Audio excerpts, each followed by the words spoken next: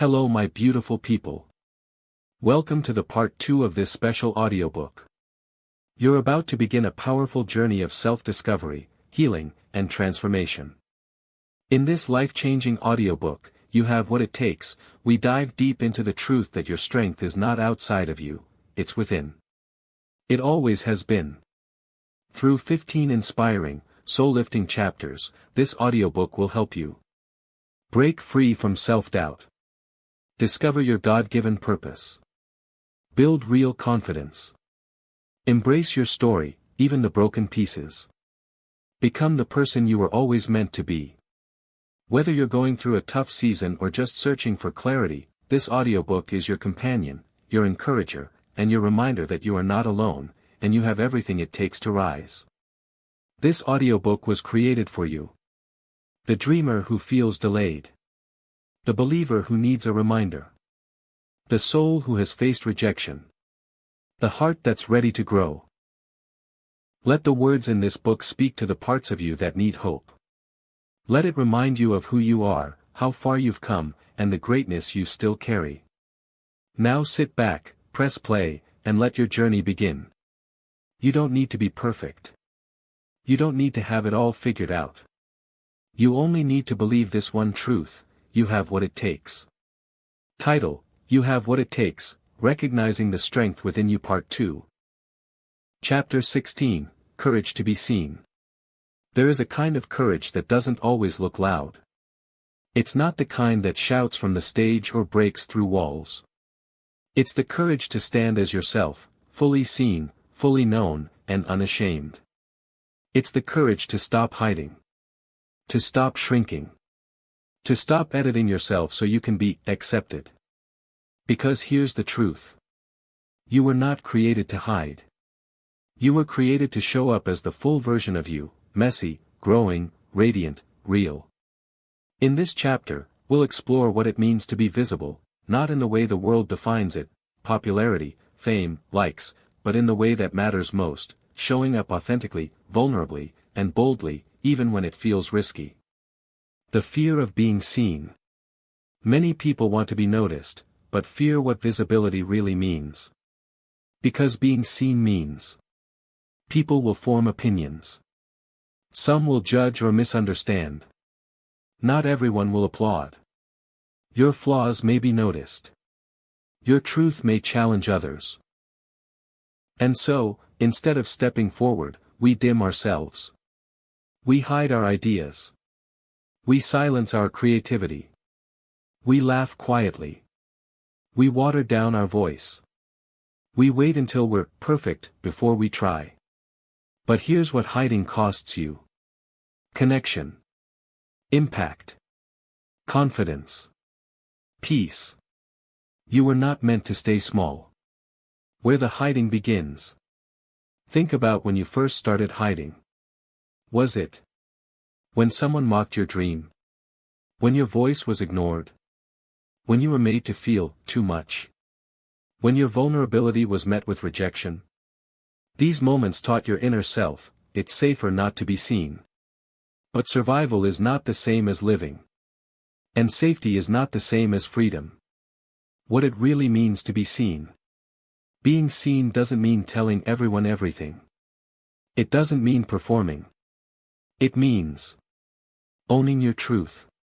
Standing in your uniqueness. Using your voice, even if it shakes. Creating without fear of judgment. Not apologizing for your presence. You don't have to be loud to be powerful. You just have to be real. Why hiding hurts? Hiding may feel safe, but over time it drains your energy. Numbs your joy. Creates resentment. Builds insecurity. Blocks your blessings. Every time you deny who you really are to fit in, you disconnect from your purpose. You cannot fulfill your assignment while pretending to be someone else. Real-life example, Ifani's turning point. Ifani always played small. He had a beautiful gift for speaking and motivating others, but fear held him back. He thought, what if I mess up? What if they laugh? What if I'm not as good as I think I am? Then one day, At a friend's youth gathering, someone didn't show up, and he was asked to speak. He was terrified. But he said yes. And that one moment changed everything. He poured out truth from his heart. People were moved. Some cried. Some stood and clapped. That day, he felt something he hadn't felt in years. Freedom. Today, Ifani is a respected speaker, not because he never doubted, but because he chose to be seen despite the doubt. 7 steps to build courage to be seen. You don't have to leap all at once. Courage grows with each small step. Let's walk through them together. 1. Acknowledge where you're hiding. Ask yourself, where am I playing small? What part of me am I afraid to reveal? What am I not saying or doing out of fear? Be honest. Awareness is the first step toward freedom. 2. Identify the root fear. Often, we fear rejection, criticism, embarrassment, being misunderstood, not being enough. But ask yourself, what if I'm accepted? What if I'm celebrated? What if I'm exactly what someone needs? Let faith speak louder than fear. 3. Take one bold step. You don't have to do everything, just something. Post your idea. Say what you believe. Share your art. Tell your story. Apply for the opportunity. Each step is a vote for your true self. 4. Practice being uncomfortable. Visibility comes with discomfort. That's normal. You may feel nervous, exposed, uncertain. But discomfort is a sign you're growing. Don't run from it, rise through it. 5. Affirm your right to be seen. Speak this over yourself. I belong here. My voice matters. It's safe to be seen. I don't have to be perfect to show up. I am allowed to shine. 6. Celebrate your boldness. After each act of courage, celebrate. Not the outcome, but the act itself. That you showed up. That you didn't hide. That is how confidence is built. 7. Detach from others' opinions. Here's a hard but freeing truth. Not everyone will like you, and that's okay. You are not for everyone. You're not meant to be. Speak with kindness, act with love, but don't shrink to avoid judgment. You can be kind and still be visible. You can be humble and still be bold. What happens when you start showing up fully? When you allow yourself to be seen. You attract people who value the real you. You step into doors you didn't know existed. You experience deeper joy and fulfillment. You walk lighter, freer, more confidently. You live aligned with your purpose. You begin to breathe again. Not just survive, but thrive. Being seen takes courage. It means showing up before you feel ready. It means trusting that your voice deserves space. It means being real, not rehearsed. But most importantly, it means believing in your worth. The world doesn't need more perfect people. It needs more real people. People who lead with heart. Who aren't afraid to be messy. Who dare to stand in the light they once hid from. You have what it takes to be seen. So raise your voice. Share your work. Tell your story. Show up. Because when you do, you give others permission to do the same. Chapter 17, Breaking Free from the Need for Approval. Approval is a craving many of us carry silently. It disguises itself as politeness, humility, obedience, even love. It says, "What will they think? I hope they like me. Let me not offend anyone. Let me not make waves. Let me earn their applause." And while seeking approval is natural, because we're wired for connection, it becomes dangerous when it begins to define our identity, control our actions, or silence our truth. Here's the truth you must hold on to. You do not need everyone's approval to live a meaningful and a powerful life. You were not created to live at the mercy of other people's opinions. This chapter is a call to freedom, the kind that comes when you stop performing for the crowd and start living from the core of who you are. The trap of approval addiction. It starts innocently. You want to please your parents, your friends, your teachers, your boss, your followers. You want to be liked, praised, supported. Nothing wrong with that. But when your peace, confidence, or purpose begins to depend on their approval, you've handed your power away. You begin saying yes when you mean no. Hiding your beliefs to avoid conflict. Overworking to earn applause. Abandoning your truth to keep the peace. You become a shapeshifter, molding yourself into whatever people want, until you no longer recognize who you are. Why we crave approval. There are real, human reasons behind this craving. Fear of rejection: if they don't approve, I'll be abandoned. Childhood conditioning: I only felt loved when I performed well. Low self-worth: if others accept me, I must be okay. Desire to belong: I just want to feel included. These desires are valid, but they cannot be your foundation. The truth is, not everyone will accept you. And that's okay. Real-life example: Beezy's bold step. Beezy always did what others expected. She studied law because her parents said it was the respectable path, even though she loved interior design. For years, she excelled on the outside, but she was miserable inside. One day, after yet another sleepless night, she made a quiet decision. I am done living for permission. She started small, sharing her designs on social media anonymously. The response was powerful. Eventually, she built a client list, left law, and started her own business. Her parents were disappointed at first. But over time, they saw her come alive. Beezy learned the hard way: your life can't be lived on someone else's terms. Signs you're trapped by the need for approval. You might be stuck in approval seeking if you often second-guess yourself after conversations. You worry constantly about what people think. You feel guilty for resting, saying no, or speaking up. You hide parts of yourself to be accepted. You fear disapproval more than you fear regret. Recognizing these signs is not shameful, it's empowering. Because now, you can choose something different. 7 steps to break free from approval addiction.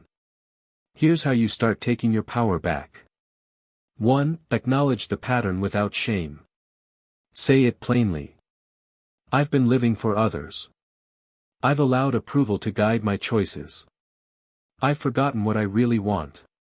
Don't judge yourself. Just get honest. You can't change what you pretend doesn't exist. 2. Identify whose approval you're chasing. Ask.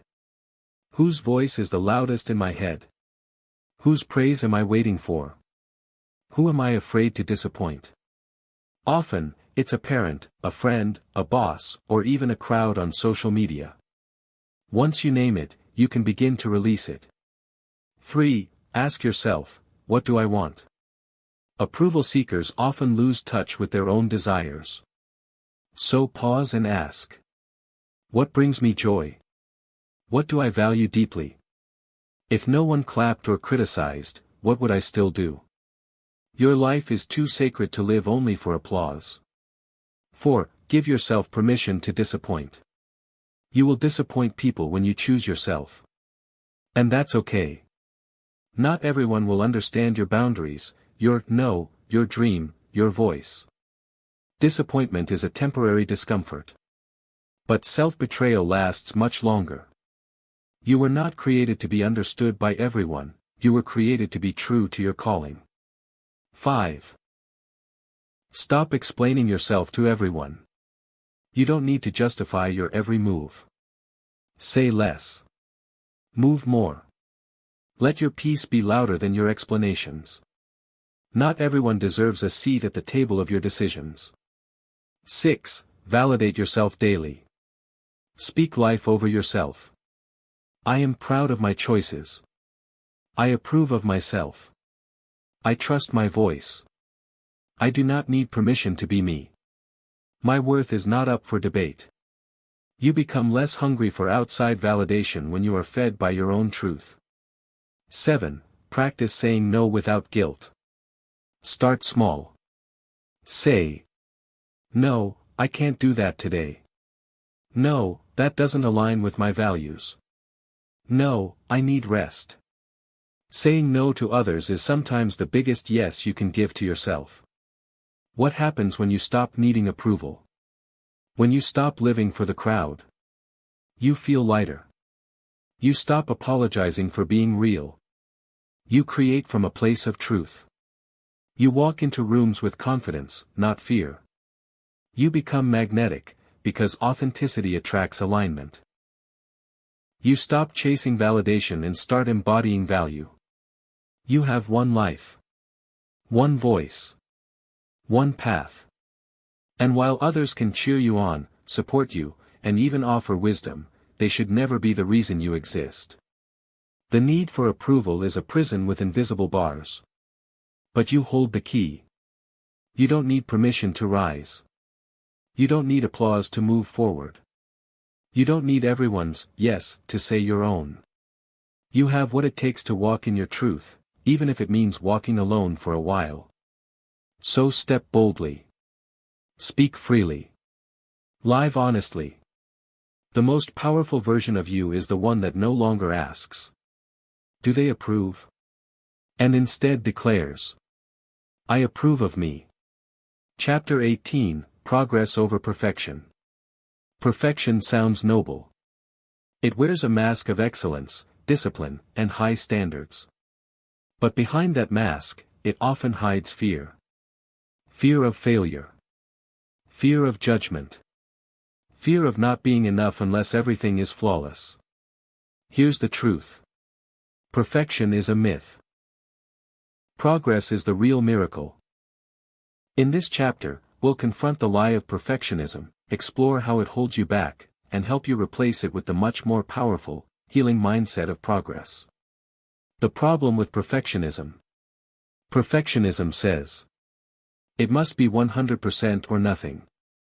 If I can't do it right, I won't do it at all. I can't start until everything is ready. I failed because it wasn't perfect. If they see flaws, they'll see I'm not good enough. And what happens? You delay your dreams. You over-edit yourself. You stay stuck in preparation mode. You never feel proud, only pressured. You criticize yourself more than you celebrate yourself. Perfection doesn't produce progress. It produces paralysis. Where perfectionism begins. Often, the root of perfectionism is conditional love, being praised only when you got it right growing up. Maybe, you were only celebrated when you brought home perfect results. You were punished harshly for small mistakes. You learned to associate love with performance. Over time, you internalized a toxic belief. If I'm not perfect, I'm not worthy. But friend, that's a lie. You are not loved because you are flawless. You are loved because you are human. Real-life example, Kayamika's release. Kayamika always dreamed of writing a book. But she kept postponing it. For 5 years, she started and stopped. She'd write 3 chapters, then delete them. She wanted every sentence to be perfect. One day, during a mentorship session, someone asked her, "Do you want to write a perfect book or a meaningful one?" That question hit deep. She realized she'd rather be read than admired from afar. She wanted impact, not just applause. She started again, this time with grace. The final book wasn't perfect. But it was finished. And it changed lives. That's the power of progress over perfection. Why progress is more powerful than perfection. Let's compare. Perfection. All or nothing, small consistent steps. Driven by fear, driven by growth. Focused on imaged, focused on impact. Avoids failure, learns from failure. Seeks approval, seeks improvement. Delays action, takes action. Progress. Progress is alive. It breathes. It moves. It builds. Perfection stands still, frozen by fear of being less than ideal. What progress looks like in real life. Writing 2 paragraphs a day, even if it's messy. Showing up to the gym, even if it's only for 10 minutes. Launching your business, even with a basic logo. Recording your first video, even with shaky audio. Speaking up in a meeting, even if your voice trembles. Saying no with guilt, until one day you say it with confidence. It's not about getting it all right, it's about getting started and growing. 7 ways to embrace progress over perfection. Let's walk through how you can practically shift from paralyzing perfectionism to courageous progress. 1. Redefine success. Success is not flawless execution. It's movement. Effort. Momentum.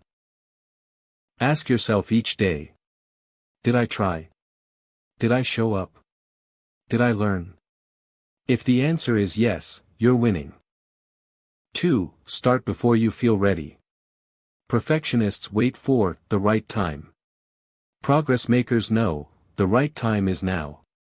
You will never feel 100% ready. Clarity comes through action, not overthinking. 3. Set imperfect goals. Instead of aiming for the biggest, boldest version first, set goals like: write 1 page a day. Practice 10 minutes of guitar. Record a 1-minute voice note. Speak up once in today's meeting. Small wins build big confidence. 4. Learn to celebrate the messy middle. Progress is not linear. Some days you'll leap forward. Others you'll crawl. But it's all part of the journey. Don't wait until the finish line to feel proud. Be proud every time you refuse to quit.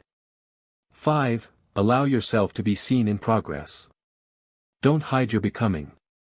Share your draft. Post your idea. Let others witness your growth. People connect more with your progress than your perfection. 6. Speak grace, not criticism. Replace perfectionist inner dialogue with truth. This doesn't have to be perfect, it just has to be honest. Progress is enough today. I'm proud of myself for starting.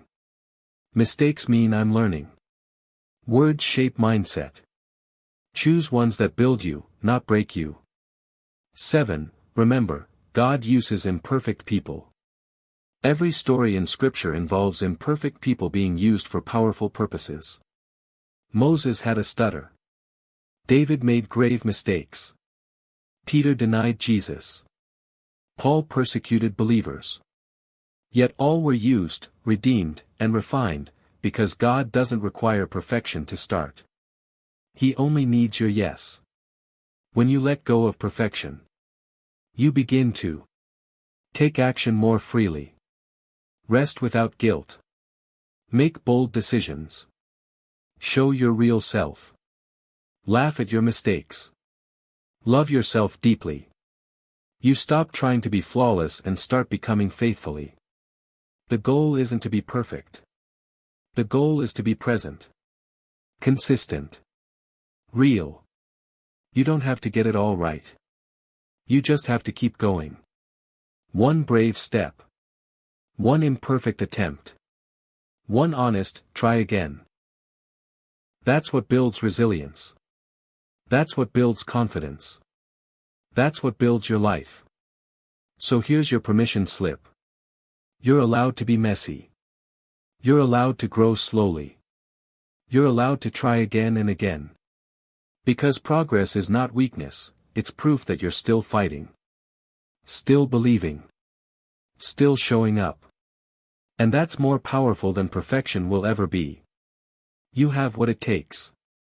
Even if you don't get it right the first time. Chapter 19, Protecting Your Energy. In a world full of noise, demands, expectations, and endless responsibilities, your energy is one of your most precious resources. It fuels your purpose. It shapes your mindset. It determines how you show up in the world. And yet, most people spend their lives draining it, saying yes to too much, absorbing the negativity of others, overworking, overgiving, and underresting, until they're left feeling empty, anxious, frustrated, and burnt out. But here's the truth you must hold tightly. You are allowed to protect your peace. You are allowed to guard your energy like treasure. Because it is. This chapter is about boundaries, self-care, intentional living, and reclaiming the energy you've given away, so you can walk in your purpose with clarity, focus, and joy. What it means to protect your energy. Protecting your energy doesn't mean avoiding life or isolating yourself. It means becoming conscious of who drains you, what exhausts you, what truly fills your cup, what is worth your time, what habits support your well-being. It means honoring your emotional, mental, spiritual, and physical health, so that you can show up whole. Real-life example, Emeka's discovery. Emeka was a yes person. Every call, every event, every favor, he was always available. He prided himself on being dependable, helpful, and generous. But over time, he began to feel exhausted. He wasn't sleeping well. He couldn't focus. He was irritated, distracted, and lost the passion for his work. One day, a friend told him, "You're not tired because you're weak. You're tired because you keep giving your energy to everything except yourself." That was his wake-up call. Emeka started saying no. He created boundaries. He blocked distractions. He cut down on overcommitment. And slowly, he felt alive again. Signs your energy is being drained. You might be leaking energy if you always feel exhausted, even after sleep. You dread answering messages or calls. You feel anxious around certain people. You're constantly busy but feel unproductive. You have no time for your dreams. You feel guilty for taking breaks. These signs aren't weakness, they're warning signals. And they're telling you, it's time to protect your energy. 7 ways to protect and restore your energy. You don't need to escape life, you need to manage it with intention. Let's explore how. 1. Set boundaries without apology. Boundaries are not walls, they are gates. They tell others, this is how I honor myself, and I expect you to honor me too. Examples. I don't take calls after 8 p.m. I need some time alone to recharge. I can't commit to that right now. I'll get back to you when I have capacity. You don't need to explain. You just need to decide. 2. Say no without guilt. Every time you say yes to something that drains you, you say no to something that matters. You have the right to decline. Invitations. Conversations. Assignments. Drama. Expectations. Saying no is not rude. It's wise. 3. Surround yourself with energy givers, not energy takers. Pay attention to how people make you feel. Some people encourage you, inspire you, challenge you kindly, leave you feeling full. Others criticize constantly, dump negativity, guilt trip you, make everything about them. You're allowed to choose your circle intentionally. 4. Prioritize rest and recovery. Your energy is not unlimited. You are not a machine. You need sleep, silence, breaks, breathing room. Rest is not a reward for hard work. It is part of the work. Don't wait until burnout to take care of your body and mind. 5. Limit digital overload. Your phone is a tool, not your master.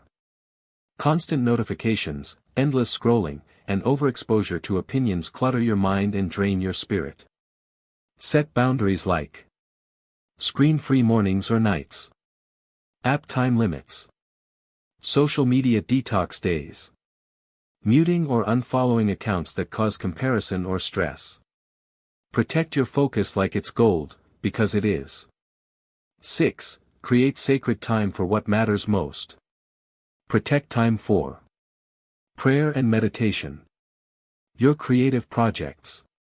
Your family and friends. Journaling or reading. Walks and stillness. If something matters to your soul, guard it with intention.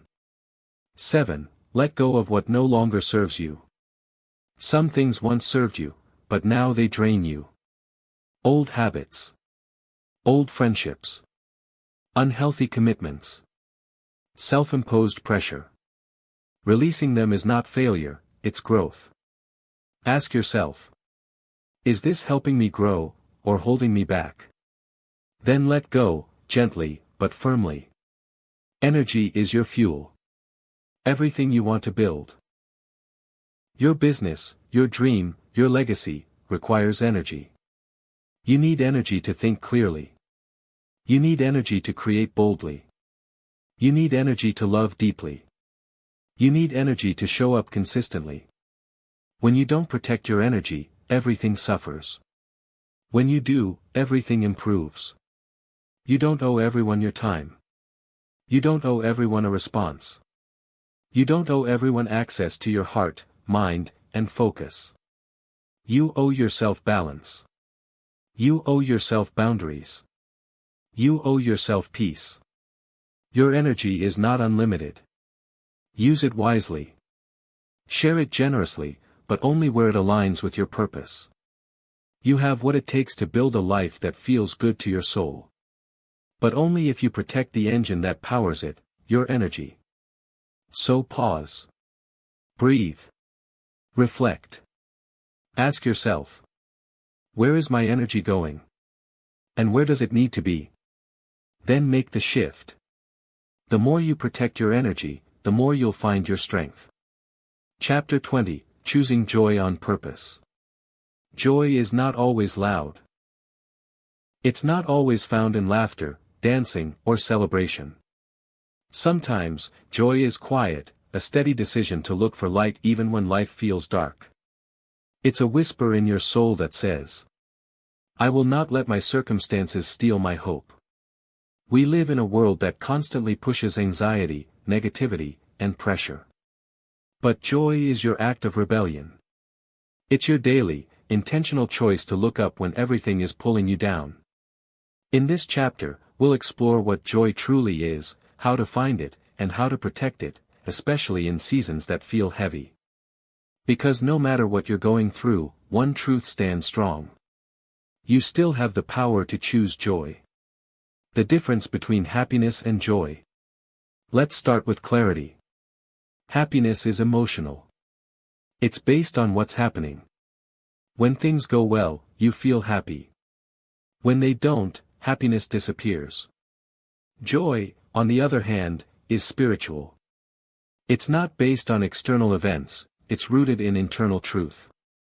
Joy says, I'm not okay, but I still believe something good is coming. Life is hard, but I'm still grateful.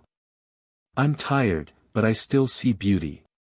Joy lives in the same heart as pain, but it refuses to be extinguished by it. Why joy matters. Joy isn't just nice to have. It's vital to your health, purpose, and peace. Joy helps you stay hopeful through trials. Find strength in weakness. Keep creating even when discouraged. Love others from an overflow, not exhaustion. Live fully instead of just surviving. Scripture even says, the joy of the Lord is your strength. Nehemiah 8 verse 10. That means joy is not just a feeling, it's fuel. Real-life example, Amina's smile. Amina lost her job in the middle of a difficult year. Her savings ran low. Her confidence dropped. But every morning, she got up, wrote in her gratitude journal, played her favorite worship songs, and spoke life over herself. One day, a friend asked, "Why are you still smiling?" Her answer was simple. Because my situation can't take what it didn't give. That's the power of joy. It doesn't mean everything is perfect. It means you refuse to let life harden your heart. Obstacles to joy. Let's be honest. Sometimes joy feels far away. Why? Comparison, you focus on what others have and forget what you do. Negativity, you feed your mind with bad news, gossip, fear. Busyness, you rush through life and miss the moments that matter. Bitterness, you hold on to pain, offense, and disappointment. Perfectionism, you can't enjoy anything unless it's flawless. But here's the truth. Joy is not found in a perfect life.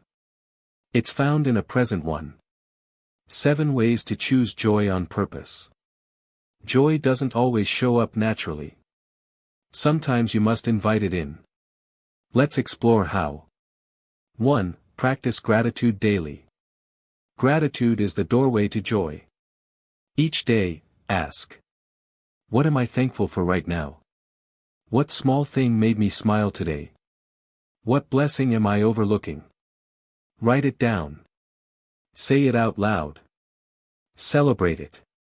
Gratitude multiplies joy. 2. Stop waiting for joy to find you, create it. Don't wait for a big breakthrough to feel good. Create joy through music, movement, laughter, cooking something nice, calling someone you love, watching the sunset, writing your thoughts. Even in struggle, you can plant joy like a seed. 3. Limit comparison. Joy dies where comparison lives. Your journey is unique. Your timeline is sacred. When you see someone else winning, let it inspire, not discourage, you. Say. If it's possible for them, it's possible for me. Joy grows in contentment. 4. Protect your mind. Be mindful of what you consume, who you listen to, what thoughts you rehearse. Fill your mind with truth, light, and beauty. Replace negative loops with faith-filled declarations like, I am still growing. There's something good in today. My joy is my strength. 5. Slow down and be present. You miss joy when you're always rushing. Pause and notice the breeze on your skin, the sound of birds outside, the color of the sky, the laughter of children, the quiet moments between tasks. Life is not a race. Joy lives in the now. 6. Choose forgiveness. Bitterness blocks joy. You may have every right to be angry, but holding on to that pain keeps your soul heavy. Forgive, not because they deserve it, but because you deserve peace. Letting go creates space for joy to return. 7. Let God fill the gaps. Joy is not something you must manufacture alone. Let the source of joy, God Himself, fill your heart with strength and peace that surpass understanding. Pray this simple prayer. Lord, fill my heart with joy again. Help me see light even in the shadows. When you choose joy, everything changes. Choosing joy strengthens your relationships, boosts your resilience, increases your creativity, improves your health, draws the right people and opportunities. Joy doesn't change your circumstances, it changes you. And that changes everything. Joy is not naive. It doesn't deny hardship. It simply chooses not to surrender to it. Choosing joy is a spiritual discipline. A heart posture. A radical act of hope. You may not control every part of your life, but you do control how you show up. So choose joy, again and again. In small ways. In hard seasons. In ordinary days. Because joy makes room for miracles. Joy is a weapon against despair. Joy is your birthright, not a luxury. And remember, you have what it takes to smile again, to believe again, to dance in the rain, and to live with joy on purpose. Chapter 21, Learning to Let Go. Letting go is not weakness.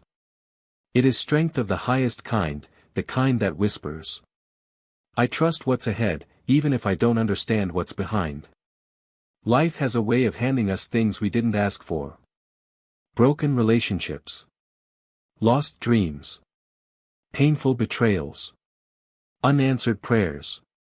And in trying to make sense of it all, we often cling, tightly, desperately, to what once was, or what we hoped would be. But healing begins when you decide to release. Not because it doesn't matter. Not because it didn't hurt. But because your soul deserves freedom more than it deserves control. In this chapter, we will walk through the sacred process of letting go, of what hurt, of what didn't work, of what no longer fits your future. Because one powerful truth will remain no matter what you've lost. You still have what it takes. And what's meant for you will not pass you by. The weight you were not meant to carry. Holding on feels safe. It gives us a sense of control. It tells us, if I just think about it more, replay it again, try harder, maybe I can fix it. But here's the hard truth. Some people will leave. Some seasons will end. Some doors will close. Some answers will never come. And holding on won't change that. It only weighs you down. Your hands cannot receive what's next if they are still holding on to what's gone. What letting go is not. Letting go doesn't mean you weren't hurt. You're okay with what happened. You're giving up. You're weak. Letting go means you are choosing peace over control. You are trusting God to redeem what you cannot repair. You are making space for something better. You are releasing what you cannot change so you can embrace what you can. Real life example, Tolu's release. Tolu was in a toxic friendship. It started beautifully, full of laughter, support, and connection. But over time, the friendship turned controlling and hurtful. Still, she stayed. She held on out of guilt, out of memories, out of fear. One day, she reached her breaking point. She cried in prayer. God, I can't carry this anymore. That moment was her beginning. She released the friendship. She grieved. She felt lonely. But in that space, she found clarity. Peace. New, healthier relationships. And she never looked back. Tolu didn't lose a friend. She let go of a weight that was not hers to carry. What you might need to let go of. Letting go looks different for each of us. It might be time to release a toxic relationship, a grudge or resentment, a dream that didn't work out, guilt from past mistakes, a version of yourself you've outgrown, a timeline you placed on your life, the need for closure. You cannot move forward while living backward. 7 steps to let go with grace. Letting go is not a one-time act. It's a process, a series of small choices made with compassion and courage. Let's explore how. 1. Acknowledge what you're holding. What are you still clinging to? Say it. Write it. Bring it into the light. You cannot release what you refuse to name. 2. Feel it, don't fake it. Let yourself grieve. Cry. Mourn. Be angry. Be confused. Emotions are not the enemy. Suppressing them only delays your healing. Feel it to free it. 3. Forgive, even without an apology. Forgiveness is not saying, what happened was okay. It's saying, I won't let what happened control me anymore. You don't forgive because they deserve it. You forgive because you deserve freedom. 4. Release the need for closure. You may never get all the answers. They may never explain. You may never fully understand. But your healing does not depend on their apology. It depends on your decision to heal anyway. 5. Speak life over what's ahead. Start replacing old, painful thoughts with new, truthful ones. I am not my past. This ending is making room for something better. I can't change what happened, but I can choose how I grow from it. God is not finished with me. 6. Choose daily to surrender. Letting go is not always instant. You might find yourself remembering the pain. Replaying the moment. Missing what was. That's okay. When that happens, pause and pray. Lord, I surrender this again. Help me to trust you with what I cannot understand. Surrender is a daily decision, not a one-time event. 7. Focus on the now, not the then. The past is done. The future is unknown. The only place you can truly live is now. So be present. Water your current relationships. Invest in your growth. Reconnect with your joy. Create something new. Letting go creates space for what is waiting to find you. What happens when you let go? When you let go, you will feel lighter, clearer, calmer, stronger, ready. Letting go doesn't mean losing, it means trusting. It means believing that even when something leaves your hands, it's not leaving your life without purpose. Letting go is not easy. But staying stuck is far harder. You have cried long enough. You have carried it long enough. You have questioned it long enough. Now it's time to release. To breathe. To heal. To move. You have what it takes to let go, with grace, with peace, and with courage. There is life after loss. There is hope after heartbreak. There is purpose after pain. Your best days are not behind you. They are ahead, and they are waiting for you to make room. Let go. And grow. Chapter 22, Silencing the Inner Critic. There is a voice in your head. It whispers when you try something new. It grows louder when you make mistakes. It echoes every time you compare yourself to others. You've heard it before. It says things like, "You're not good enough. Who do you think you are? You'll fail again, just like last time. They're better than you. You don't deserve it." That voice is the inner critic, the voice of self-doubt, shame, fear, and past wounds. It disguises itself as honesty, but it is not truth. It is fear in disguise. But here's what you must know. You are not the voice in your head. You are the one who can choose what to believe. This chapter is about identifying, confronting, and silencing that voice, so the truth about your worth and potential can speak louder than fear ever could. What is the inner critic? The inner critic is not your conscience. It's not your wisdom. It's not just being realistic. It is the internal voice formed by past failures, childhood wounds, harsh words from others, unrealistic standards, rejection and trauma, fear of judgment. It repeats every negative message you've ever received, until you start to believe them as facts. But they are not facts. They are stories. And stories can be rewritten. Real-life example, Damilola's turning point. Damilola was a brilliant designer, but she rarely showed her work. Each time she tried to post online or apply for new opportunities, a voice in her head screamed, "You're not ready. You're not that talented. No one will care." She stayed stuck, watching others shine, but never stepping forward herself. One day, a mentor said something that changed her. The only thing louder than your inner critic should be your inner truth. She started small, sharing one design, then another. The voice didn't go away overnight, but with each bold step, it grew weaker. Now, she runs her own studio. Not because the critic disappeared, but because she refused to let it win. Signs the inner critic is controlling you. You may be under its influence if you hesitate to try new things. You constantly compare yourself to others. You replay past failures over and over. You feel like a fraud, even when you succeed. You talk yourself out of opportunities. You never feel good enough.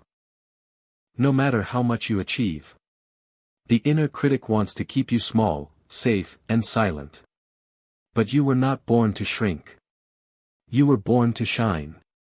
7 steps to silence the inner critic.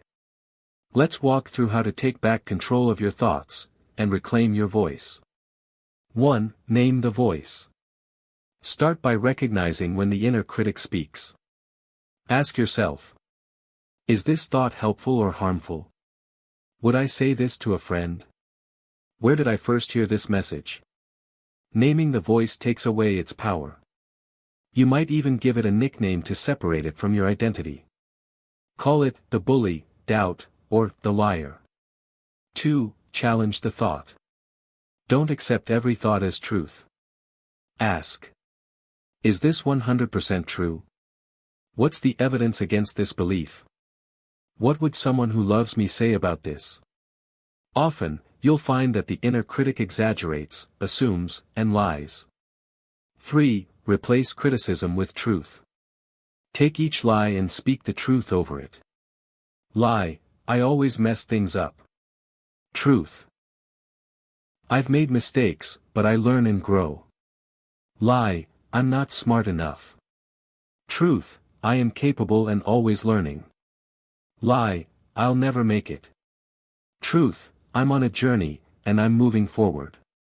Write these truths down. Say them out loud daily. Make them louder than the lies. 4. Speak to yourself with kindness.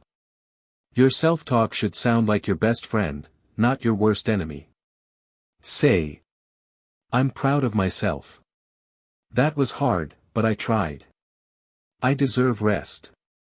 It's okay to grow slowly. I am doing my best, and that's enough. Kindness is not weakness. It is healing. You cannot grow in a soil of shame. 5. Celebrate progress, not perfection. The inner critic thrives on perfectionism. It tells you that almost good enough means not good at all. But progress matters. Celebrate. Showing up. Trying again. Doing one brave thing. Resting instead of quitting. Speaking up even with a shaky voice. Every step forward weakens the critic's grip. 6. Surround yourself with affirming voices. Spend time with people who encourage you. See your gifts. Challenge your doubts.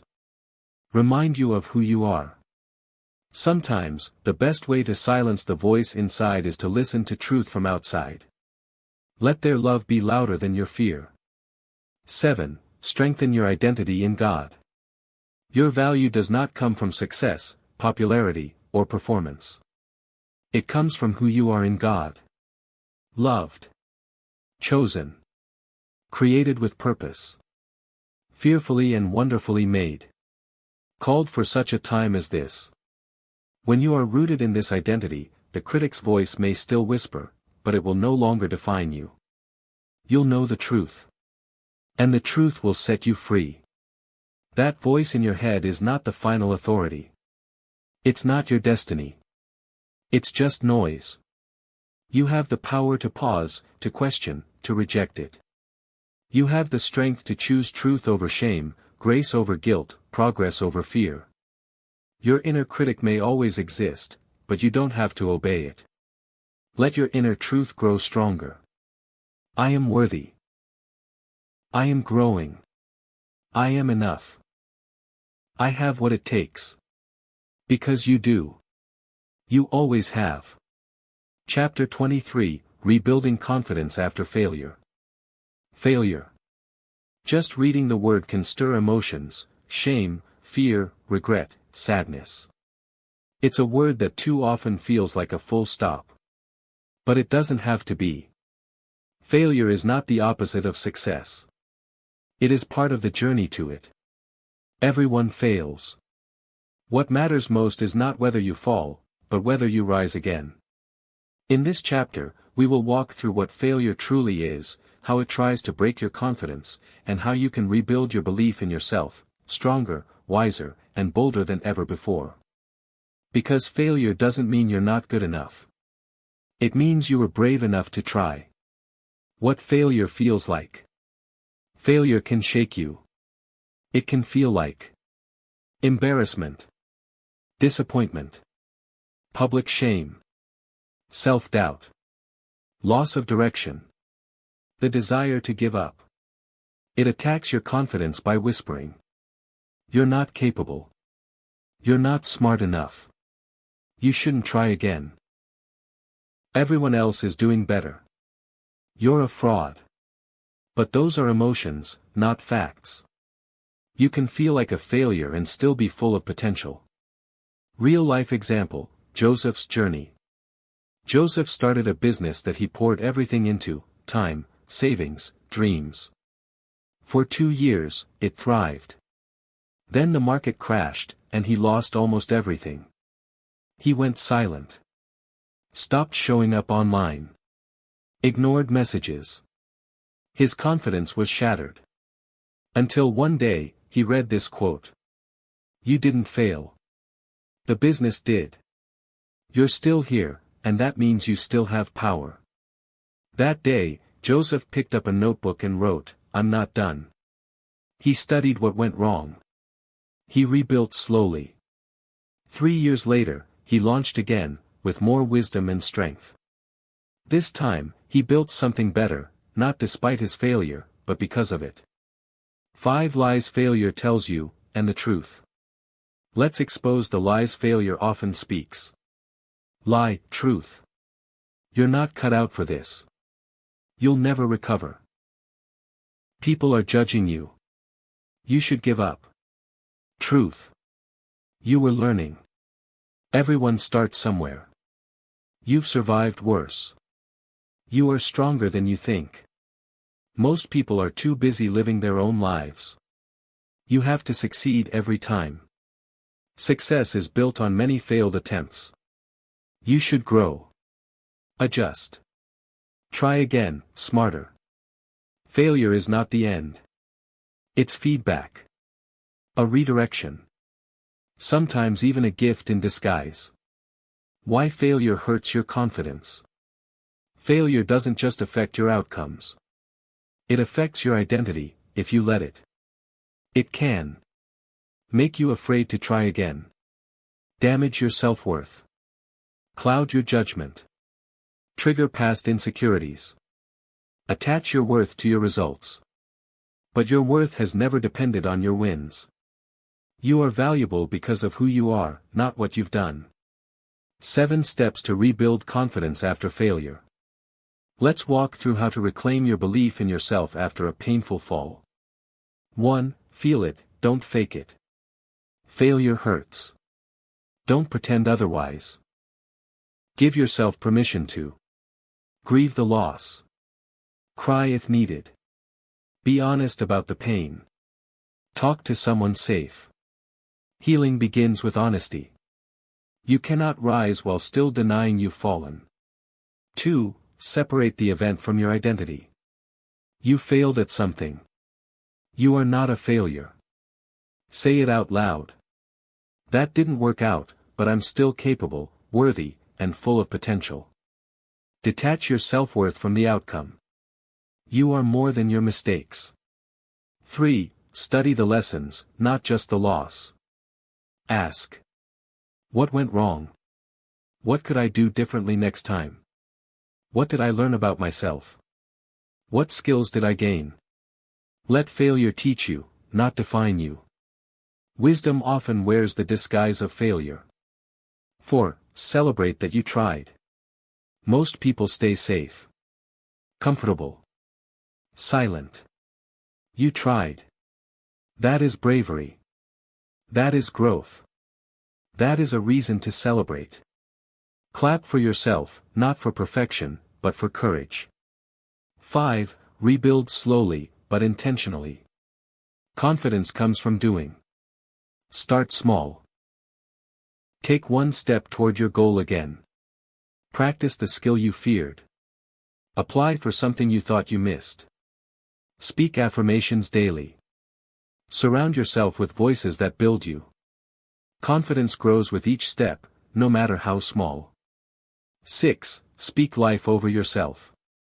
Your inner dialogue matters more than your outer results.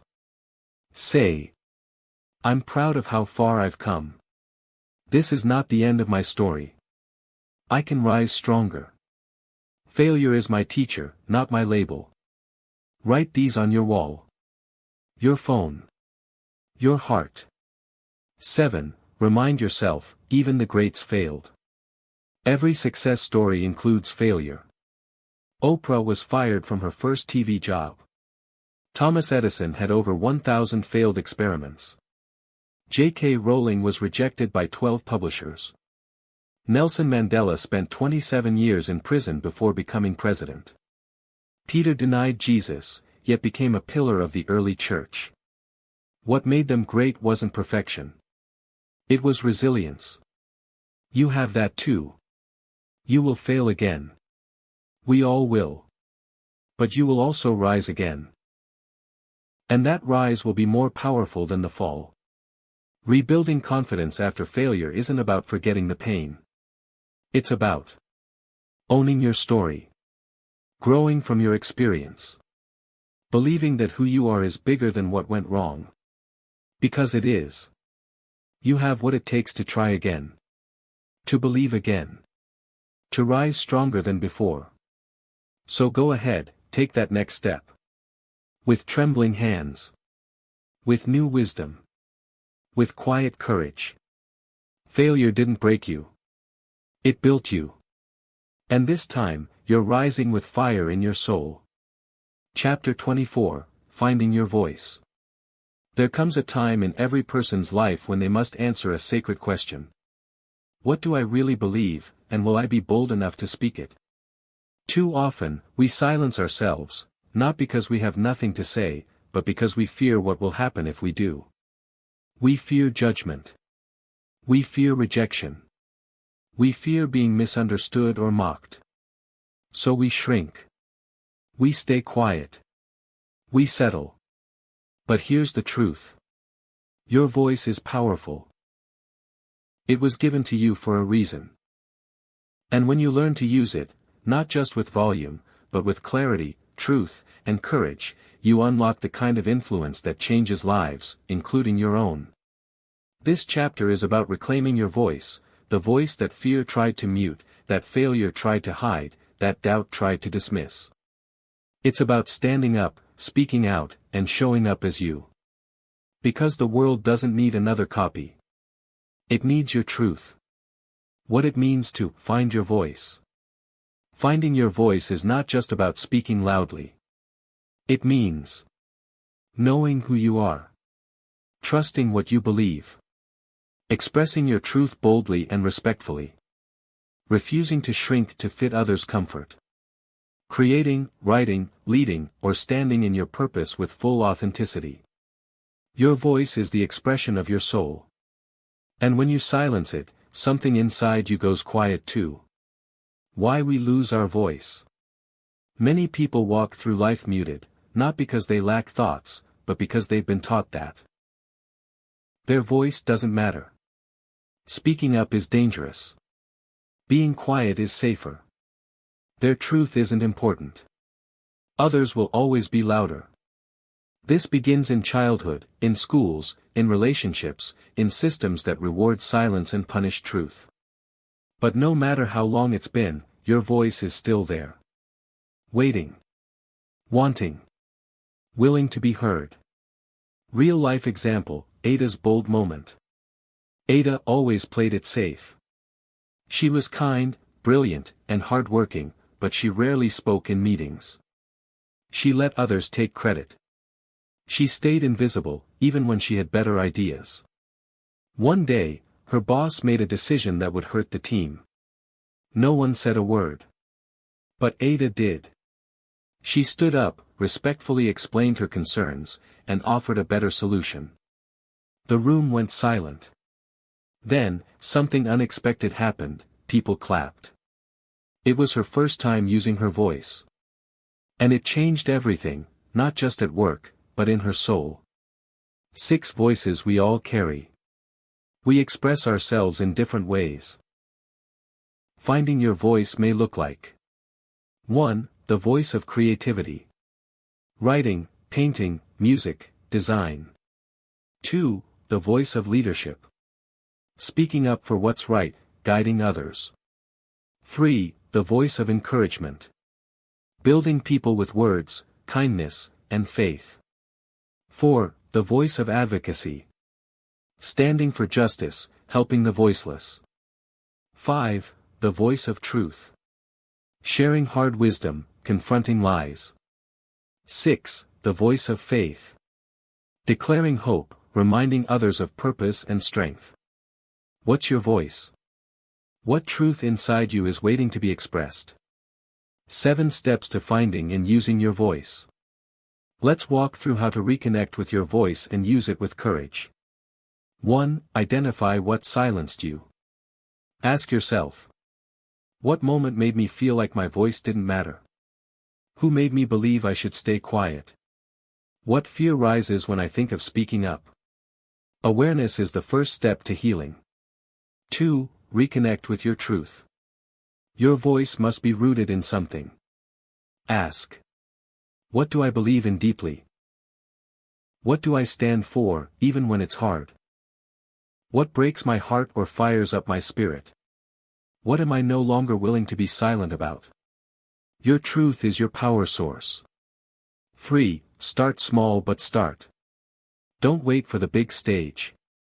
Speak up in a conversation, a meeting, a post, a journal, a creative work, a moment of decision. Each time you express yourself, your voice grows stronger. 4. Embrace imperfection. Your voice doesn't need to be perfect. It needs to be real. You may stumble. You may be nervous. That's okay. People don't connect with perfection. They connect with authenticity. 5. Deal with fear, but don't let it lead. Yes, fear will come. But courage isn't the absence of fear, it's moving through it. Say to yourself. I'm allowed to be scared. But I'm not allowed to stay silent.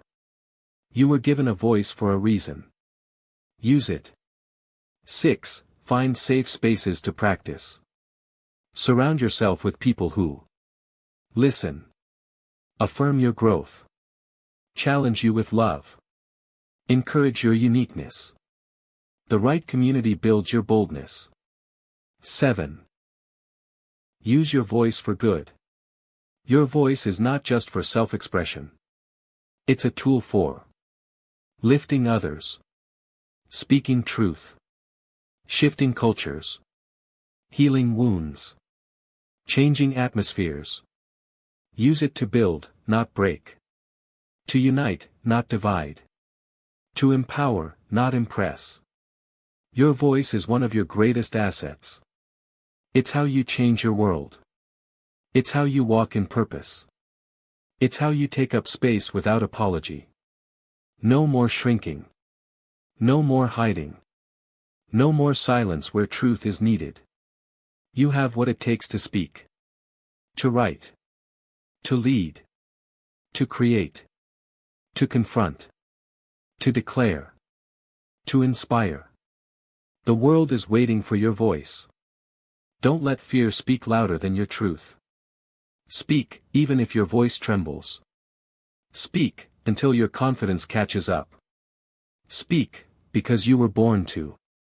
Chapter 25, The Courage to be Seen. There is a quiet fear that many people carry, not of failure, not of pain, but of something deeper. The fear of being truly seen. To be seen means to be vulnerable. To be seen means to be known. To be seen means to be exposed. It's safer to hide. To keep your real self tucked behind masks, of perfection, of silence, of doing fine. But staying hidden costs you your freedom. Your potential. Your joy. And if you want to walk in the fullness of who you are, you must first find the courage to be seen. What it means to be seen. Being seen is not about attention, popularity, or validation. It's about authenticity. It means letting people see the real you, not just the polished version. Owning your story, your struggles, dreams, quirks, and scars. Refusing to shrink just to make others comfortable. Living out loud instead of behind a wall. Being seen is scary, yes. But it's also liberating. Because when you stop pretending, you start living. Why we hide? We hide because at some point, being seen hurt. Maybe someone laughed at you. Maybe you were ignored. Maybe you were too different, too much, or not enough. So you learn to stay quiet. Play small. Blend in. Perform. But the truth is, you were never meant to be invisible. You were made to be whole, not hidden. Real-life example, Femi's transformation. Femi was a talented poet, but he never shared his work. He told people he just writes for fun, even though his heart longed to speak on stages. He feared criticism. Rejection. Exposure. One day, he attended an open mic night. With trembling hands, he read one of his poems. The room fell silent. Then erupted in applause. Something shifted. He had been seen, and survived. Not only survived, he flourished.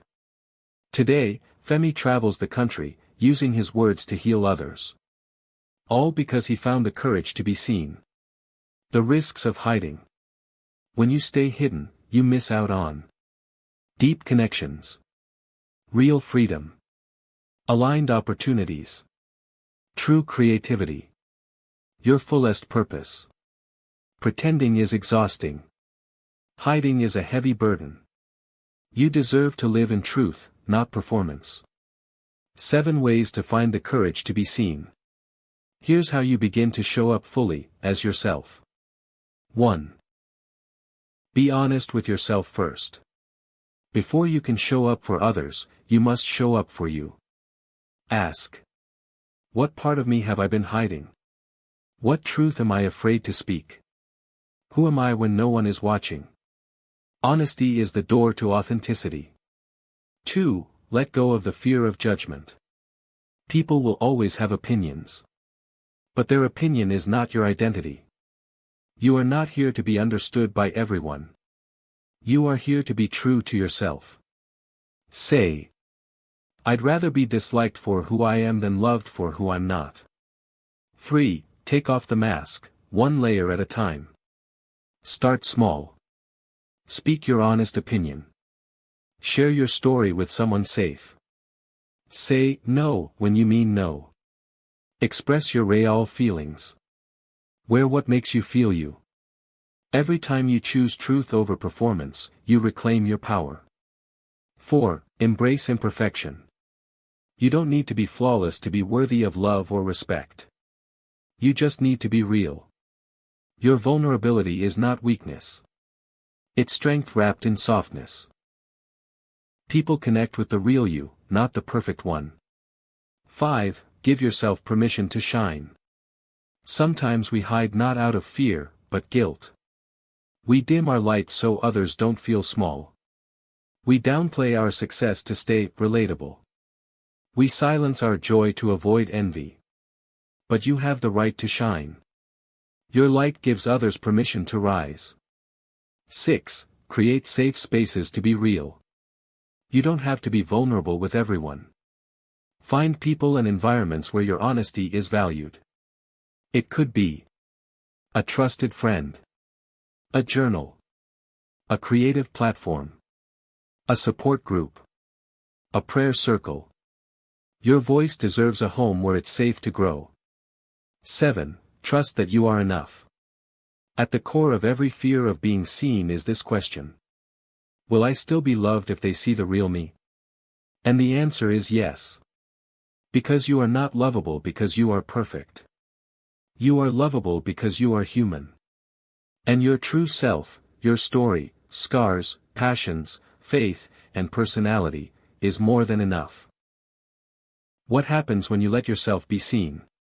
You start to feel free, aligned, energized, connected, bold, peaceful. You attract real friends, right opportunities, deep joy, lasting confidence. Being seen doesn't just change how others see you, it changes how you see yourself. The world doesn't need a filtered version of you. It needs you. Your story. Your light. Your faith. Your truth. No more hiding. No more shrinking. No more apologizing for who you are. You were created to be whole, seen, and free. So step out of the shadows. Lift your head. Stand in your truth. Because you have what it takes to be seen, and still stand tall. Chapter 26, Living with Purpose Every Day. Purpose is not a destination. It is not something you arrive at one day with a fanfare of success, a perfectly written plan, or applause from the world. Purpose is a daily decision, to live with meaning, clarity, and intention. So many people wait for purpose to find them. They wait for a sign. A dream job. A perfect opportunity. And in the waiting, life passes them by. But what if purpose is not something you find, but something you live? In this chapter, we'll explore how to live with purpose every day, right where you are, with what you already have. Because the truth is, you don't need a title to live with purpose. You need a heart that is willing. Redefining purpose. Many people believe purpose means starting a global movement, becoming famous, launching a business, writing a bestseller, doing something big. But purpose is not about fame. It's about faithfulness. It's not about what the world sees. It's about how you serve, love, grow, and show up each day with intention. Purpose is when your life aligns with your values and adds value to others. Why purpose feels complicated? You might feel unsure about your purpose because you're comparing yourself to others. You've made past mistakes. You've changed directions. You think it's too late. You've been taught that purpose is out there instead of within you. But let's clear this up. Purpose is not a perfect path. It's a meaningful presence. It means showing up with heart, wherever you are. Real-life example, Mama Nkechi's purpose. Mama Nkechi never had a fancy job. She didn't go to university. She wasn't famous. But every day, she swept her compound, welcomed her neighbors with warm smiles, cooked for the sick, gave encouragement to the discouraged, and prayed for her street. At her funeral, hundreds showed up. People wept and said, "She changed my life." Mama Nkechi lived with purpose, not because of status, but because of love. 7 ways to live with purpose every day. Let's walk through how to practice purpose in daily, practical ways. 1. Start with why every morning. Before you dive into tasks or check your phone, pause and ask, why am I doing what I do today? Who can I help? How can I reflect my values? This small habit transforms routine into meaning. Purpose starts with why. 2. Align your actions with your values. Ask yourself, what do I value? E.g., faith, kindness, growth, honesty. Are my daily actions reflecting these values? When your life aligns with your beliefs, you feel peace, even in hard seasons. Purpose is not perfection. It's alignment. 3. Be present where you are. You don't have to wait for a better job or season to live purposefully. Ask, what can I give here? Who needs encouragement today? How can I serve in this space? Even small actions, done with heart, carry great meaning. 4. Use what you have. You may not have everything you want, but you have enough to start. Use your voice, creativity, wisdom, story, skills, time. Purpose is not about having more. It's about doing more with what you already have. 5. Stay connected to the source. True purpose flows from your Creator. Ask daily, God, what do you want me to do today? How can I serve you in the little things? Who do you want me to love today? When you live guided by the Spirit, even the ordinary becomes sacred. 6. Celebrate progress, not perfection. You don't have to get it all right. What matters is you're growing. You're learning. You're becoming. Purpose is not a final destination, it's the process of becoming who you were made to be. 7. Leave every space better than you found it. Make this your mission. If you enter a room, bring peace. If you join a conversation, bring light. If you meet a stranger, bring kindness. If you walk through a season, leave a legacy. Purpose is impact. And you're already capable of making it. Questions to discover more of your purpose. Reflect and journal. What makes me come alive? What breaks my heart that I want to change? What do people often thank me for? What would I do if I knew I wouldn't fail? Where do I see God's fingerprints in my life? Your answers reveal your direction. Purpose in different seasons. Your purpose may shift with seasons, but it never disappears. In a season of waiting, your purpose may be to grow. In a season of hardship, your purpose may be to endure and encourage others. In a season of success, your purpose may be to give and guide. In a season of quiet, your purpose may be to rest and heal. You are never without purpose, only without awareness of it. You don't have to wait until everything makes sense. You don't have to be famous. You don't need a perfect plan. You need a willing heart. A daily yes. A commitment to live with meaning. You already have what it takes. Purpose is not about what you do someday. It's about who you choose to be today. So live with purpose. In your home. In your conversations. In your faith. In your quiet moments. In your bold steps. Because someone, somewhere, needs what you carry. And you were never meant to live on autopilot. You were created with purpose. For purpose. On purpose.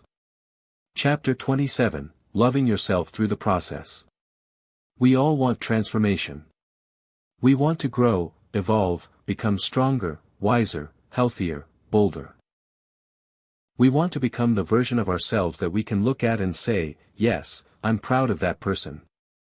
But in our pursuit of becoming, we often forget something essential. You don't have to wait until you arrive to love yourself. You are worthy of love in the process. Loving yourself doesn't mean you're complacent. It doesn't mean you're settling. It means you're choosing kindness over criticism as you grow. And that's powerful, because change rooted in shame is short-lived. But growth rooted in love? That's unstoppable.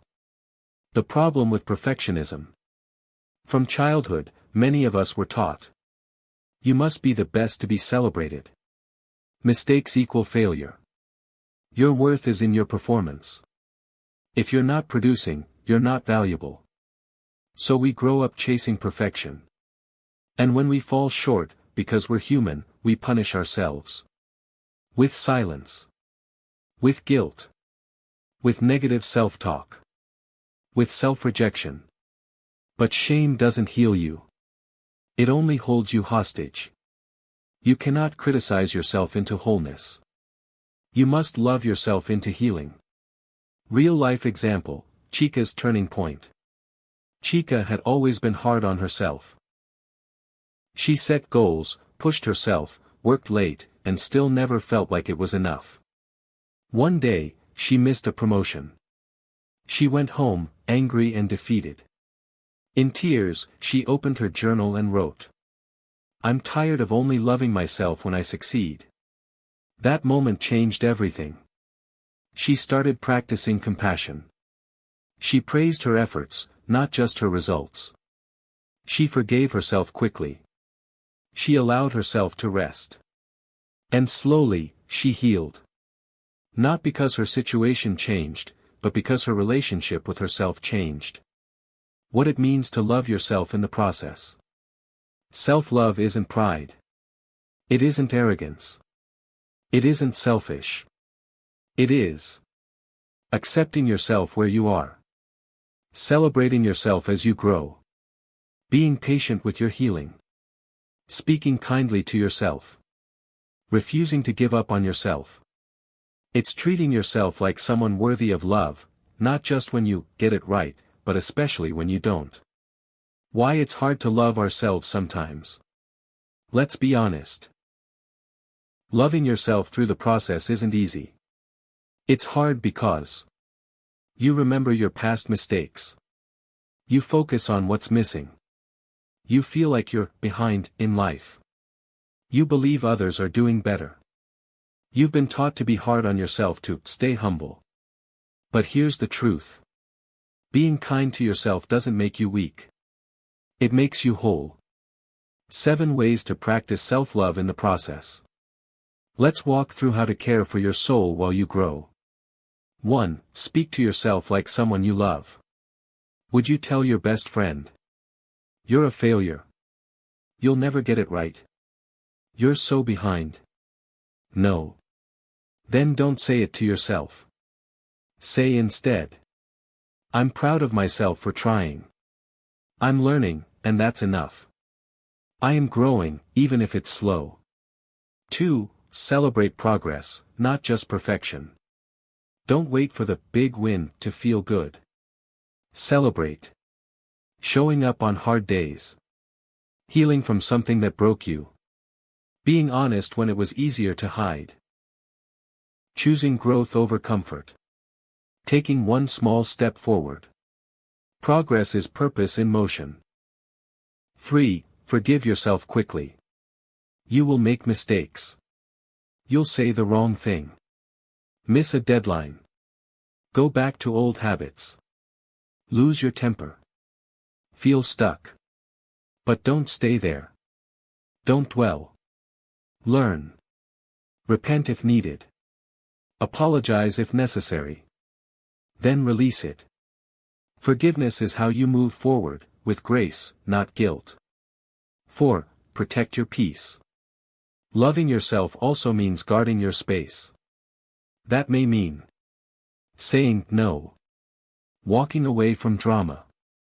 Resting without guilt. Turning off your phone. Choosing silence over chaos. Your peace is sacred. Defend it. 5. Stop comparing your chapter to someone else's. Comparison kills joy. It clouds clarity. It crushes confidence.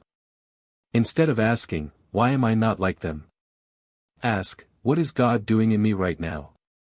You're not late. You're not behind. You're becoming. 6. Affirm yourself daily. Speak life over your journey.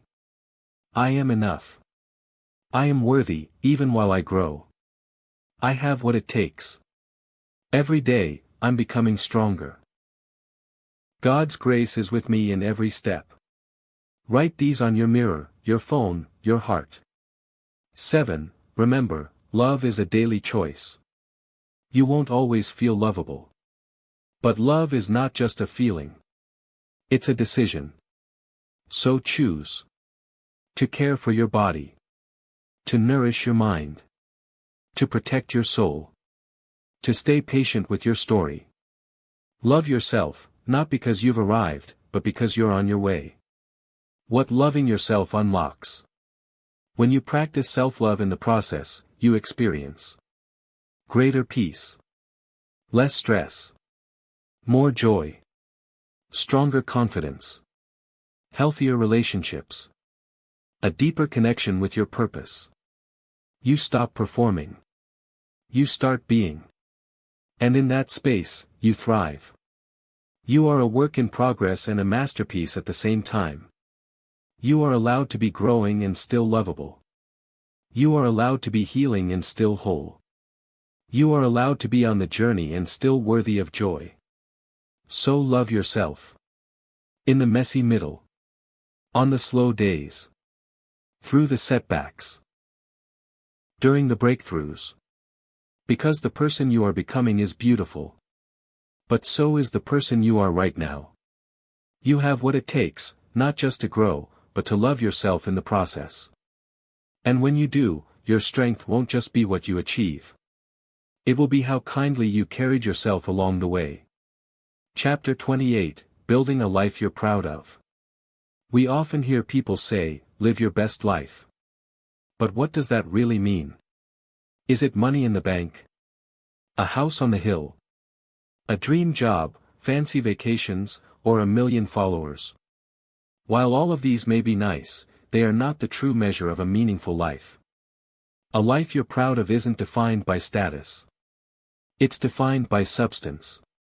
It's built day by day, decision by decision, in the quiet moments where no one is watching but you. In this chapter, we'll explore how to intentionally build a life, not a performance, not a fantasy, but a life you're genuinely proud to wake up to each day. Because yes, you have what it takes to shape a life filled with purpose, peace, and pride. What does it mean to be proud of your life? It means when you lay your head down at night, you can say, I lived honestly. I made someone's day better. I stayed true to what I value. I didn't give up on myself. I used what I had to serve others. I am becoming who I was created to be. It's not perfection, it's integrity. It's not applause, it's peace. It's not status, it's alignment. A life you're proud of reflects who you are at your core. Real life example, Beezy's quiet life. Beezy didn't have a big business, but she had a big heart. Every day, she walked to her small shop, selling fabric and sharing wisdom with anyone who passed by. She took in her nephew when his parents died. She saved little by little and paid school fees for her neighbor's child. One day, someone asked her, "Don't you wish your life was bigger?" She smiled and replied, "I've lived a life of love, kindness, and truth. That's big enough for me. That's a life to be proud of." Why many people feel empty despite success. You can achieve everything the world praises and still feel drained, disconnected, lost, unfulfilled. That's because success without soul is empty. You build a life you're proud of not just by climbing, but by rooting deeply in what matters. 7 pillars of a life to be proud of. Let's explore the foundation that holds a meaningful life together. 1. Purpose, living with direction. A proud life begins with why. Ask. Why am I doing what I do? What legacy am I building? Am I aligned with my calling? Don't just chase money. Chase meaning. 2. Integrity, living with honesty. Make it your goal to be proud not just of what you did, but how you did it. Keep your word. Own your mistakes. Choose truth over convenience. Be the same person in private as in public. Integrity is the unseen gold of a proud life. 3. Relationships, loving deeply. In the end, it's not your trophies that matter, it's your connections. Were you kind? Did you forgive? Did you love well? Did you show up for people? A proud life is a shared life. 4. Growth, choosing progress over comfort. Don't stay stuck because it's easy. Read the book. Have the hard conversation. Take the class. Ask for help. Face your fears. A proud life is one where you kept evolving. 5. Service, giving what you have. True fulfillment comes from giving. You don't need to be rich to be generous. You just need a willing heart. Give. Your time. Your attention. Your wisdom. Your resources. Your encouragement. A proud life gives more than it takes. 6. Joy, creating beauty in the everyday. Don't postpone joy. Laugh more. Dance. Savor your food. Watch sunsets. Celebrate small wins. A proud life is not always serious. It's rich with gratitude. 7. Faith, trusting something greater. A life rooted in God is a life anchored in peace. Pray often. Listen to His voice. Surrender control. Walk by faith, not just facts. Let your life be a reflection of His light. How to start building that life, right now. You don't need a new year, a new job, or a perfect plan. You just need a decision. Start today. 1. Reflect. Ask yourself. What areas of my life feel aligned? What areas feel off? What am I proud of, and what do I want to change? Honesty is the foundation of growth. 2. Reset. You're not stuck. You're starting again. Clean the slate. Forgive yourself. Let go of shame. Release regrets. Make new commitments. 3. Rebuild. Brick by brick. Moment by moment. One intentional conversation. One act of courage. One boundary set. One new habit formed. The small things become the big things. What you'll gain from living proudly. When you live a life you're proud of, you feel clarity, you know what matters. Peace, you rest at night with a clear heart. Joy, you stop chasing approval and find contentment.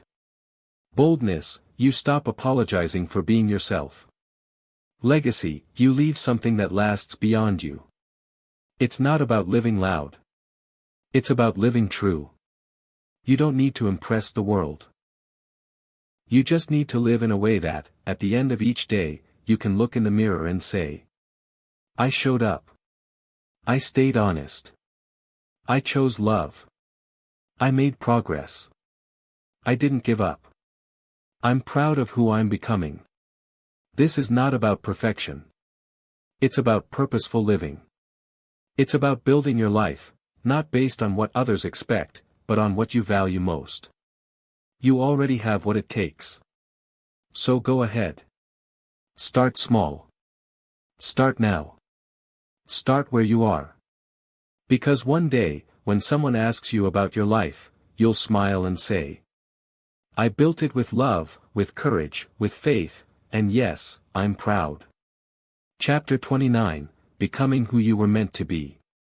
From the moment you were born, you were full of potential. Before the world told you who to be. Before fear crept in. Before failure tried to define you. You were already carrying seeds of greatness. You were created for more than survival. You were meant for significance. But here's the truth, becoming who you were meant to be is not automatic. It's intentional. It is not a single decision. It's a journey. A process of shedding, growing, learning, unlearning, and rising.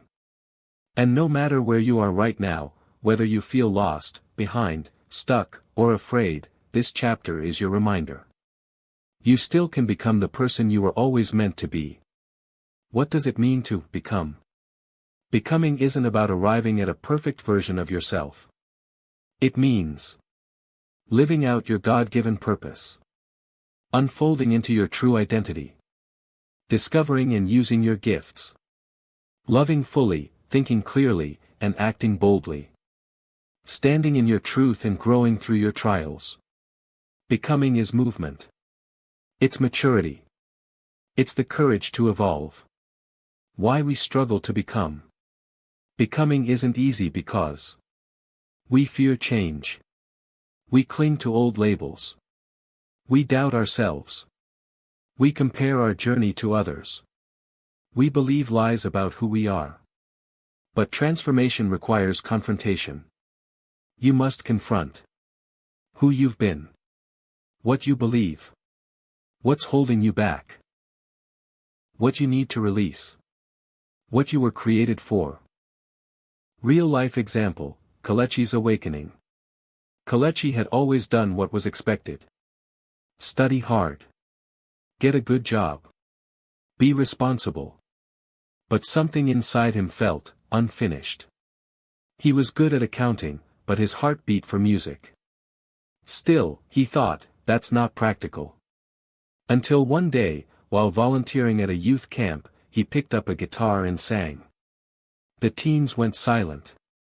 Then they cried. Then they clapped. That day, Kalechi realized. This is what I was born to do, not just crunch numbers, but stir souls. He didn't quit his job immediately. But he started writing, recording, and mentoring with music. Now, he's not just surviving. He's becoming. 7 steps to becoming who you were meant to be. Let's walk through how to intentionally step into the best, truest version of yourself. 1. Reconnect with your original design. Ask. What lit me up as a child? What comes naturally to me? What do I do that brings others joy or peace? Where do I feel most alive? You were designed with purpose. Your gifts are not random. They are clues to who you are. 2. Confront the lies you've believed.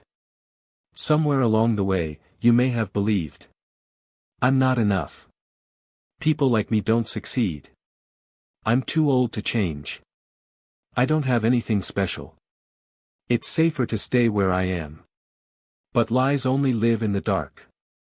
Speak truth over them. I am enough. I was made for more. It's never too late to begin again. My life has value. I am capable and chosen. 3. Heal from what tried to break you. You cannot become fully until you let go of what hurt you deeply. Take time to forgive. Grieve. Let go. Seek counseling. Pray. Journal. Talk to someone safe. Healing isn't weakness. It's the bridge to wholeness. 4. Discover and develop your gifts. You were given gifts, on purpose. Ask. What can I do that comes easily to me but helps others? What am I passionate about? What have people affirmed in me? Then develop those gifts. Practice. Learn. Share. Improve. Teach. Your gifts are your tools for becoming. 5. Align your life with your calling. Start building a life that reflects who you are becoming. Surround yourself with people who support your growth. Say yes to what fits your calling. Say no to what drains your spirit. Structure your days around your values. Show up authentically, even when it's hard. Becoming is a choice you make daily. 6. Accept that the process will stretch you. You will be uncomfortable. You will face fear. You will question your ability. That's okay. Growth always feels risky before it feels rewarding. Keep moving forward, even when it's slow. Progress, not perfection, is the goal. 7. Trust the timing of your journey. You don't have to rush. The person you're becoming won't be built overnight. So don't despise small beginnings. Don't curse the waiting seasons. Don't let comparison make you feel behind. Trust that your story is unfolding exactly as it should. Signs you're becoming who you were meant to be. You'll notice. You're no longer faking who you are. You feel more peaceful, even when you're challenged. You attract people who match your values. You experience joy from alignment, not attention. You're not afraid to start again. You respect your growth, even when no one notices. It's not about being perfect. It's about being real. Being aligned. Being free. You are not here by accident.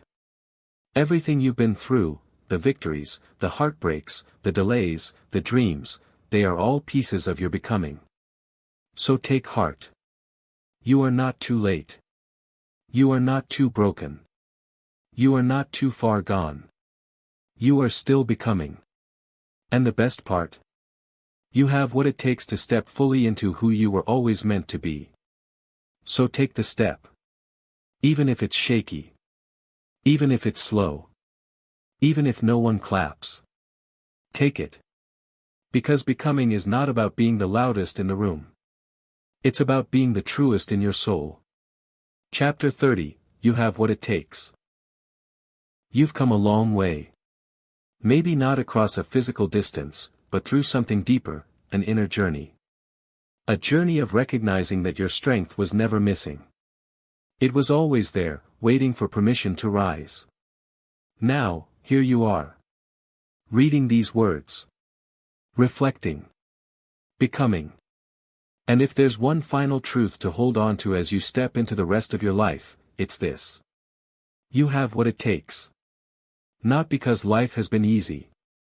Not because you've figured it all out. Not because the path is smooth. But because you've chosen to believe that the power to rise is already within you. What does it really mean, you have what it takes? It means you are strong, even when you feel weak. You are enough, even when others say you're not. You are capable, even if your progress feels slow. You are worthy, even with your scars. You are chosen, even if others overlook you. It means that everything you need to become the person you were created to be is already inside you. You don't have to borrow strength. You don't have to fake courage. You don't need to wait for permission. You just have to say yes to your life. The power of saying yes to yourself. Some of the most powerful breakthroughs begin not with a perfect plan, but with a single decision. I believe in me. That's it. That one moment when you say, yes, I will try. Yes, I will get up again. Yes, I will forgive myself. Yes, I will trust God's timing. Yes, I will take the first step. Saying yes to yourself is how you take your power back. Real life example, Amina's leap. Amina had always worked behind the scenes. She was reliable, quiet, dependable, but never believed she could lead. When her boss retired, she was asked to step up. Her first instinct was fear. I'm not ready, she thought. But something whispered back, you have what it takes. So she prayed. Prepared. Showed up. Months later, she led her team through one of the most successful projects the company had ever seen. Not because she had all the answers, but because she finally believed in her inner strength. Let these truths guide you forward. 1. Your journey is uniquely yours. Stop comparing your timeline, your pace, or your process. Your life is a masterpiece in progress. Every page, every pause, every pivot matters. Walk your path with pride. 2. Failure is not the end. You will fall. But you will also rise. Every mistake teaches. Every setback prepares. Every no redirects. You're not defined by your worst moment. You're refined by how you move forward. 3. You're allowed to begin again. No matter how far you've strayed. No matter how many times you've quit. You can always start again. Today. Right now. You are not too late. You are not too far gone. 4. Growth is sometimes quiet. Transformation doesn't always announce itself. It's in the days when you choose peace over panic. Kindness over resentment. Truth over fear. Celebrate the quiet victories. 5. Your voice matters. Speak. Share. Write. Sing. Teach. Tell your story. The world doesn't need a copy. It needs you, your authenticity, your wisdom, your perspective. Don't silence your power to make a difference. 6. Your past does not disqualify you. Your past may shape you, but it does not define your future. Let your story be proof that brokenness can be healed. That ashes can become beauty. That messes can turn into messages. 7. God is not done with you. You are still here. Still breathing. Still growing. Which means your purpose is still alive. And as long as God is not finished with you, you have every reason to move forward boldly. What you've learned in this journey. Across the chapters of this book, you've discovered how to overcome fear, how to trust yourself, how to embrace your uniqueness, how to silence the inner critic, how to grow through pain, how to live with purpose, how to be seen, how to love yourself, how to build a life worth living, how to become who you were always meant to be. And now you stand here. Not just informed, but transformed. So, what's next? You keep going. You keep showing up. You keep trusting. You keep building. You keep growing. You don't need to wait until it's easy. You don't need applause to validate your strength. You just need to remember. Every day is another chance to walk in your power. A personal note from the author. If I could sit across from you right now, I would look you in the eye and say, I see your effort. I know it's not easy. I believe in your journey. And I promise, you really do have what it takes. I don't say that lightly. Because somewhere in your heart, you've been doubting that very truth. But look at how far you've come. You've cried, prayed, fought, healed, hoped, and still kept going. You are more than enough. So don't stop now. You've tasted your strength. Now walk in it, live it, and become everything God made you to be. May you always remember. You are not weak, you are becoming stronger. You are not behind, you are on your way. You are not forgotten, you are deeply seen. You are not unworthy, you are chosen for such a time as this. You are not powerless, you are equipped and capable. You have what it takes. Not someday. Not maybe. But now. So go. Shine. Lead. Heal. Build. Love. Be. And never again doubt the treasure you carry within. You have what it takes, because you were born with it.